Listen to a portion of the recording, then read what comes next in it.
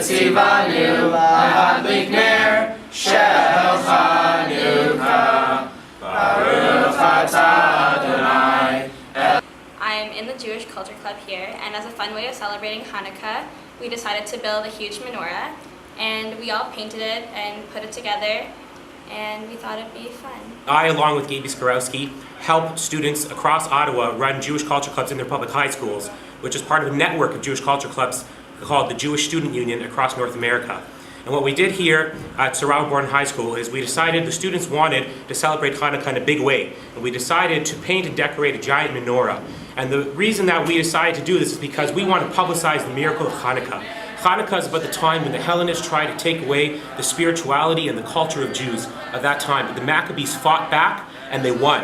And part of the customs of Hanukkah is to proudly display our menorah through our windows. And what the students are doing here is exactly that. They're proudly displaying the menorah because they are proud of who they are and they want to publicize the miracle. My faith is really important to me, so I think by being in the Jewish Culture Club, I can really express myself openly, and I'm not afraid to be who I am.